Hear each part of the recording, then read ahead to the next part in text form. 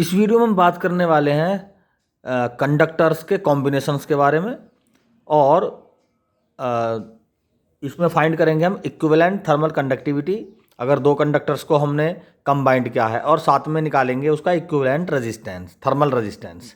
तो equivalent thermal conductivity find करेंगे इस वीडियो में और इन्हीं कंडक्टर्स का जो कंबाइंड किए गए हैं उनका इक्विवेलेंट रेजिस्टेंस हम फाइंड करेंगे।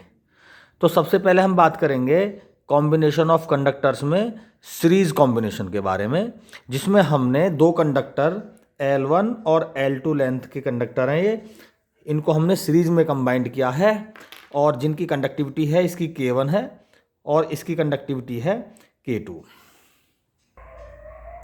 सीरीज कॉम्बिनेशन में इक्विवेलेंट कंडक्टिविटी और रेजिस्टेंस फाइंड करने के लिए सबसे पहले हमें ये जंक्शन का जो टेम्परेचर है इसको फाइंड करना होगा। देखो ये कंडक्टर, पहला कंडक्टर है जिसकी कंडक्टिविटी K1 और लेंथ L1, ये दूसरा है जिसकी कंडक्टिविटी K2 और इसकी लेंथ L2 है। जैसे ही हमने पहले कंडक्टर के इस सिरे को किसी हीट सोर्स के कांटेक्ट में रखा तो हमने मान लिया कि इसमें रेट फ्लो ऑफ हीट जो है H1 है, और अगर इसमें रेडिएशन और कन्वेक्शन का ट्रांसफ़र नहीं है, यानी रेडिएशन और कन्वेक्शन के थ्रू हीट का ट्रांसफ़र नहीं हो रहा, तो जितना rate of flow of heat इस कंडक्टर में होगा उतना ही दूसरे कंडक्टर में होगा। ठीक है, तो इस कंडीशन में हम लिख सकते हैं H1 is equal to H2। Clear. इस रिलेशन से हम फाइंड करेंगे ये जो कॉमन ये जो जंक्शन का टेम्परेचर है, दोनों कंडक्टर जहाँ भी जॉइन हुए हैं उस पॉइंट पर जो भी टेम्परेचर है, ठीक है, हमें पता है, हमने पिछली वीडियो में बता रखा है कि टेम्परेचर इस सिरे का θ1 है और जैसे जैसे दूसरे साइड की तरफ जाएंगे हम बहुत सारी टेम्परेचर्स की लेयर मिलेंगी और इनका टेम्परेचर घटता चला जाता है। तो ओबियसली θ1 जो है ये इनिशियली स्टेट में θ से ज़्यादा होगा और θ2 से ज़्यादा होगा। ठीक है, स्टडी स्टेट की बात हम नहीं कर रहे यहाँ पर। स्टडी स्टेट मीन्स वो स्टेट जिसमें पहले सिरे से दूसरे सिरे तक सभी लेयर्स में टेम्परेचर सेम हो जाए, लेकिन यहाँ पर हम सेम नहीं मान रहे। अगर सेम मान लेंगे तो हीट का फ्लो होगा ही नहीं। तो हीट का चूंकि इसमें फ्लो हो रहा है, पहले कंडक्टर से दूसरे कंडक्टर में पास होती हुई ये इस सिरे से बाहर निकल रही है हीट, है ना, जिसका रेट ऑफ फ्लो H1 है और इसमें है H2। तो अगर इसमें रेडिएशन और कन्वेक्शन नहीं हो रहा तो इसका मतलब ये हुआ कि दोनों में ही रेट ऑफ फ्लो H1 और H2 क्या होंगे, आपस में बराबर होंगे। तो यहाँ से हम देखो इसका फॉर्मूला यूज़ कर लेंगे। H1 क्या है, K1 A क्या है इसका क्रॉस सेक्शन एरिया, ये A θ1 माइनस θ अपॉन L1, और यहाँ से हो जाएगा K2A θ माइनस θ2 अपॉन L2। देखो यहाँ से A से A कैंसिल हो गया और यहाँ से आ जाएगा K1 L2 θ1 minus θ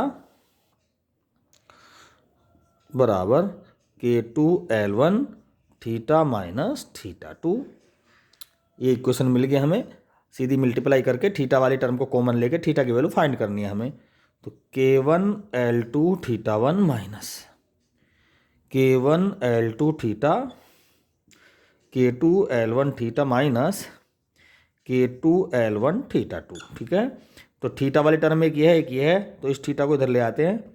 K2 L1 θ plus K1 L2 θ, इस K2 L1 θ2 वाली टर्म को इधर ले आते हैं। K1 L2 θ1 plus K2 L1 θ2, यहाँ से θ कॉमन ले लेंगे, यहाँ से आ जाएगा K1 L2 plus K2 L1। तो θ इक्वल टू हो जाएगा सिंपली, θ इज इक्वल टू हो जाएगा यहाँ से K1 L2 θ1, ठीक है, K1 L2 θ1 plus K2 L1 θ2 upon K1 L2 plus K2 L1। ये टेम्परेचर आ गया जंक्शन का। ठीक है, अब हम बात करेंगे इस सबसे पहले बात करेंगे इसके इक्विवेलेंट रेजिस्टेंस की बात करेंगे। ठीक है, तो इक्विवेलेंट रेजिस्टेंस से पहले चलो हम फाइंड करते हैं। इसमें सबसे पहले थर्मल कंडक्टिविटी, इक्विवेलेंट कंडक्टिविटी या इक्विवेलेंट रेजिस्टेंस में कुछ भी फाइंड कर सकते हैं पहले। तो पहले फाइंड करेंगे हम इसमें इक्विवेलेंट थर्मल कंडक्टिविटी, जिसे हम कैलकुलेट करेंगे इसी वीडियो के नेक्स्ट सेक्शन के अंदर।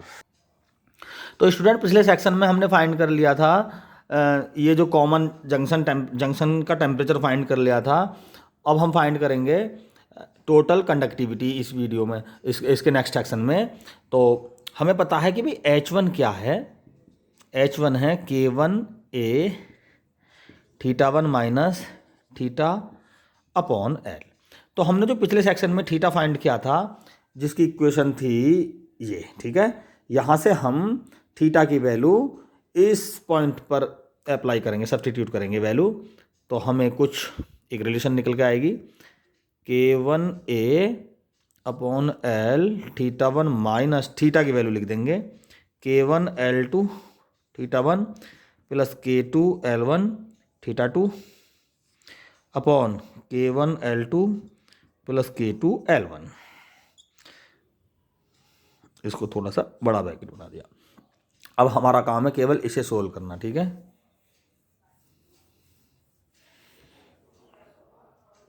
H1 is equal to K1A upon L θ1, देखो यहाँ मल्टीप्लाई कर लेंगे K1L2 θ1 प्लस K2L1 θ1, ये माइनस हो जाएगा K1L2 θ1 minus K2L1 θ2 upon K1L2 plus K2L1। देखो K1L2 θ1 K1L2 θ1, ये टर्म कैंसिल हुई और यहाँ से θ1 K2L1 कॉमन आ गया।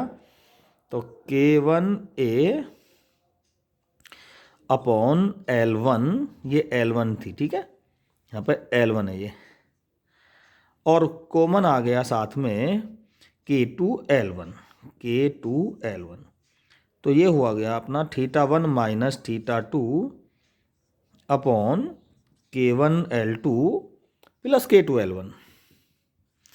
तो यहाँ से L1 से L1 कैंसिल हुआ, तो H1 की जो वैल्यू आई निकल के, ये H को, इसको H भी कह सकते हैं हम, क्योंकि H1 equal to H2 equal to H बराबर है, तो इसको H कह सकते हैं हम। तो K1 K2A θ1 minus θ2 upon K1L2 plus K2L1, ये इक्वेशन आ गई, इसको हम देंगे A नाम, ठीक है। तो स्टूडेंट्स अगर देखो हमारे पास ये एक कंडक्टर है K1 कंडक्टिविटी का और दूसरा है K2 कंडक्टिविटी का। अगर हम इसकी पूरे कंडक्टर को एक मान लें और हम इसकी पूरी कंडक्टिविटी K माने, तो हम इसको कैसे एक ही इक्वेशन में, हमने अब तक H1 को अलग H2 को अलग, अगर हम इसको H इक्वल टू पूरा कंडक्टर ही माने, एक माने, और उसकी कंडक्टिविटी मान लें K, तो हम कैसे लिख सकते हैं उसको, H is equal to K A θ1 minus θ2। अब तक तो हमने ये सेक्शन लिया था और दूसरा कंडक्टर का डिफरेंस लिया था। अब चूंकि हम इसको पूरा एक ही मान रहे हैं, तो इसका अब एक साइड ये मानेंगे, दूसरी साइड ये, तो θ1 माइनस θ2 अपॉन टोटल लेंथ, क्योंकि अब तो हम एक मान रहे हैं ना, L1 प्लस L2। तो ये भी H की ही वैल्यू है, और जो हमने अभी फाइंड की थी ये भी हमारी H की ही वैल्यू है।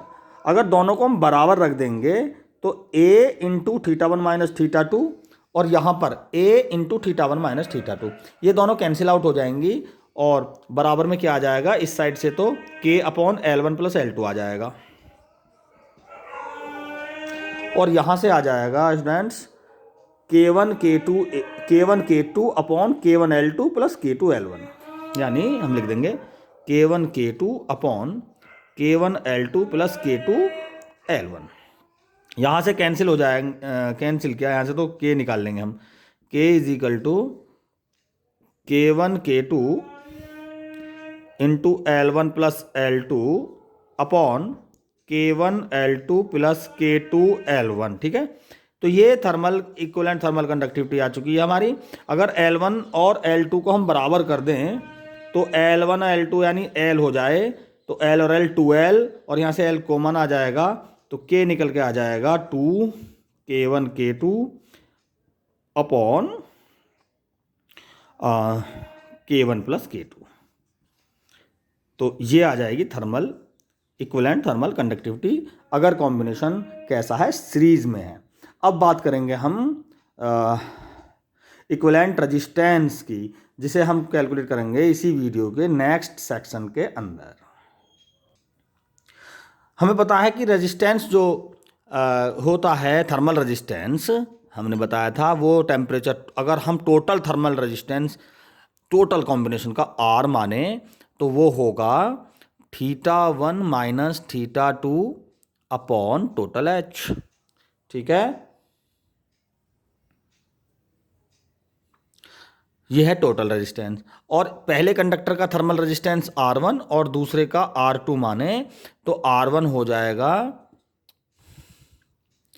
R1 क्या हो जाएगा, देखो निकालते हैं, H1 is equal to K1A θ1 minus θ upon L1, और H2 हो जाएगा K2A θ माइनस θ2 अपॉन L2। यहां से देखें जरा आगे को, इसको देखो, H1 को इसके अपॉन में ले जाएं हम, यानी θ1 माइनस θ अपॉन H कर दें अगर, तो L1 अपॉन K1A हो जाएगा। ठीक है, L1 अपॉन K1A जो है θ1 माइनस θ अपॉन H, यानी पहले सेक्शन का, यानी पहले कंडक्टर का रेजिस्टेंस है ये R1। ठीक है, यहां से देखें, θ माइनस θ2 अपॉन H, क्योंकि H1 और H2 को हमने H ही मान लिया, H1 बराबर H2 है तो H कह सकते हैं इसको यहाँ पर, तो ये हो जाएगा L2 upon K2A is equal to R2। Clear, देखें जरा, अगर हम R और R1 और R2 को ऐड करें, R1 प्लस R2 करें अगर हम, तो क्या आ जाएगा, देखें जरा, θ1 minus θ upon H plus θ minus θ2 upon H, तो यहां से आ जाएगा H θ1 माइनस θ प्लस θ माइनस θ2, तो ये आपस में कैंसिल हो गए, तो यहां से आया निकल के θ1 माइनस θ2 अपॉन H, जो किसके बराबर है, देखें जरा, θ1 माइनस θ2 अपॉन H, ये टोटल रेजिस्टेंस, अगर टोटल हम ले लें दोनों को कंबाइंड करके, टोटल इक्विवेलेंट रेजिस्टेंस R मान लें, तो R जो होगा θ1 माइनस θ2 अपॉन टोटल इसकी H के बराबर होगा ना, θ1 माइनस θ2 अपॉन H के बराबर होता है रेजिस्टेंस। थर्मल रेजिस्टेंस जो होता है, जैसे इलेक्ट्रिकल रेजिस्टेंस बताया था हमने, पोटेंशियल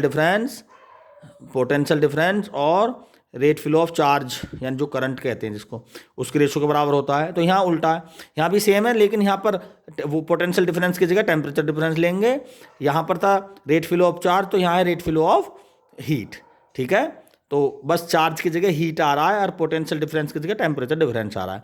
तो टोटल रजिस्टेंस अगर R है सिस्टम का, तो θ1 माइनस θ2 अपॉन H R हो गया, तो इसके प्लेस पर हम R लिख सकते हैं। तो R1 प्लस R2 ओवरऑल किसके बराबर हो गया, R के बराबर। यानी जैसे इलेक्ट्रिकल रेजिस्टेंस हम सीरीज में फाइंड करते हैं, वैसे ही हम थर्मल रेजिस्टेंस को भी सीरीज की तरह ही यहाँ पर फाइंड कर सकते हैं। अलग अलग निकाल के दो कंडक्टर्स का, अलग अलग रेजिस्टेंस निकाल के दो कंडक्टर्स का हम उनको सीधे जोड़ दें तो हमें टोटल इक्विवेलेंट रेजिस्टेंस मिल जाएगा।